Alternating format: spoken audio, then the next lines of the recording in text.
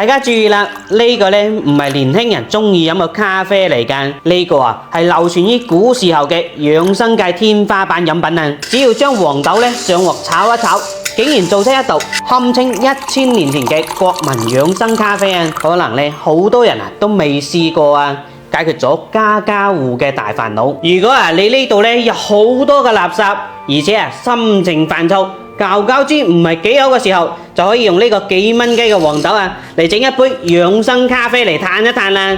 嗱，方法呢係非常之簡單，記得啦，點讚收藏好啦。首先呢，準備半斤嘅黃豆，加入清水洗一下黃豆表面嘅灰塵同埋雜質。黃豆呢富含豐富嘅植物蛋白同埋膳食纖維嘅。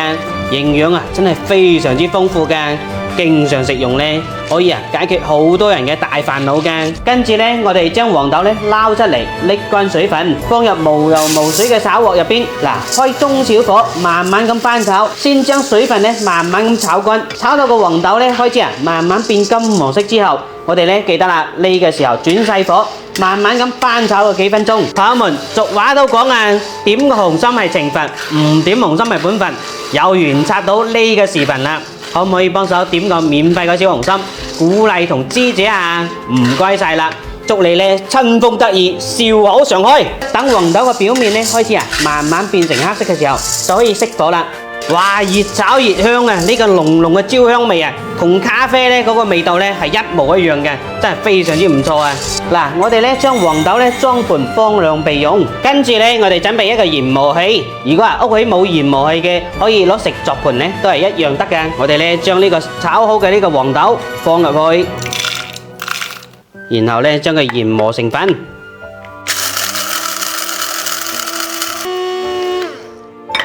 嗱，研磨成咁樣就得噶啦。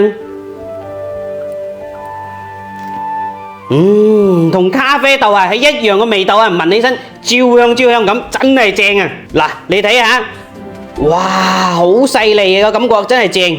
我哋呢準備一個大一啲嘅杯，喺上面呢放上一個過濾嘅砂網，我哋呢將黃豆粉放入去，跟住呢我哋用101度嘅開水直接沖泡，等佢呢慢慢咁滲透落去。我哋嘅養生咖啡啊就做好啦。嚟，我哋先嚟試試呢個原味先。甘甜甘甜咁啊，真係非常之唔錯啊！好似呢咖啡啊未落糖嘅時候嘅感覺，真係非常之值得一試啊！我哋嚟試一試呢杯加咗牛奶嘅味道先。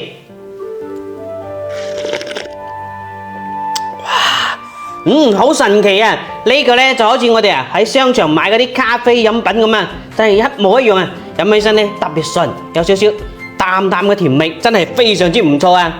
呢個啊只需要少少嘅黃豆就可以整出嚟咁靚嘅飲品啦！呢個屬於古人嘅智慧啊，真係非常之唔錯啊！學識咗記得啦，點讚收藏起身，盡快安排起身啦！